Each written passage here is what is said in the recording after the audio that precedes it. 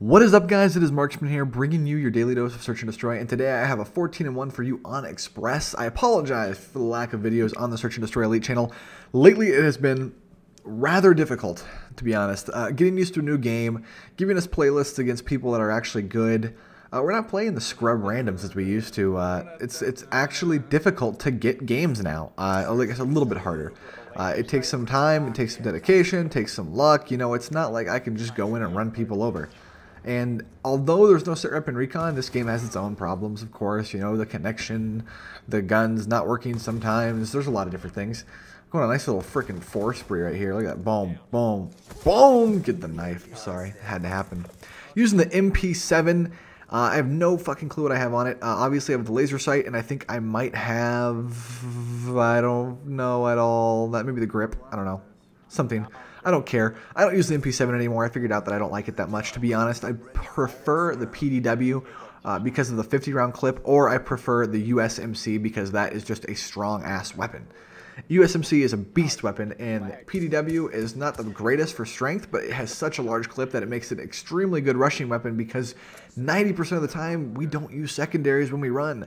On Express, I prefer extreme conditioning with tac mask on the perk 3, and that is because the stuns are very important on this map. On all the routes you rush, there are always a lot of people throwing pre-stuns. And well, I should say that it happens all the time when players are good. Bad players just tend to throw Bettys and shock charges because they're fucking stupid, you know? Not my style. Not my style at all. But if you want to know what's dumb in Search, right now, I guess probably the worst thing has to be the shock charge Betty. A lot of people are not liking that. To be honest, I don't die to it that often, but it is stupid. I find it to be a little annoying. I think that shock charges should probably not have that large of an effect to like shock you for so long you can't crouch. Although I do use tac mask a lot of the time for some maps because if I see a lot of I cannot talk. If I see a lot of shock charges, I just anticipate they're probably going to be using Bettys. I haven't used Bettys much at all, to be honest. I'm pretty much sticking with stuns and frags because frags are so strong in this game and stuns are super helpful when it comes to rushing. That is really, you know, my go-to class. I'm a fairly normal Call of Duty player. I use like 357 kill streak, for example, UAV, hunter killer, and lightning strike. I use weapons like submachine guns to rush. Like I don't like try to like camp back with rifles and weird Bettys and shit. I don't, you know, I just don't use that kind of thing. I play super normal, like COD 4 style almost.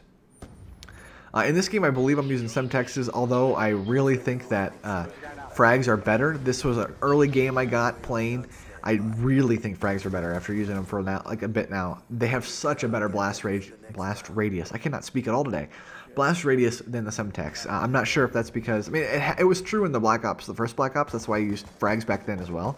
I'm not sure why Treyarch makes that decision. I'm not sure if it's because that, hey, these things can stick to walls and frags can't, or if it's because frags you have to cook the whole time, where Semtex you can just throw right away.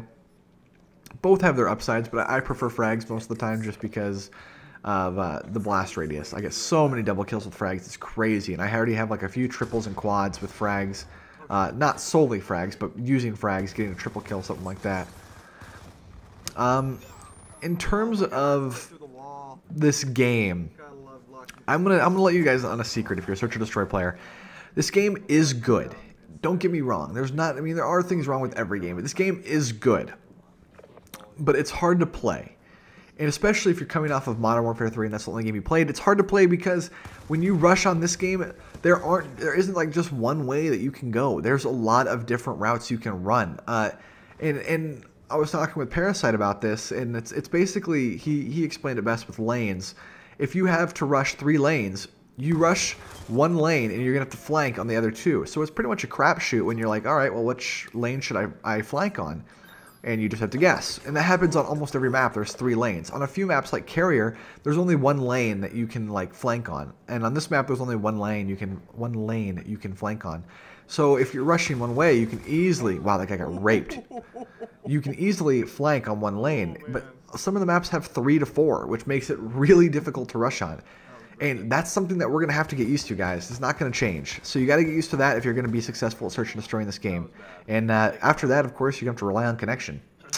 But that wraps up the video, guys. I hope you enjoyed it. Thank you for watching. Comment, rate, and subscribe if you'd like. If not, no worries. I will still love you. Make sure to check out my channel if you haven't, and make sure to keep on gaming. I'm gonna go throw some clothes.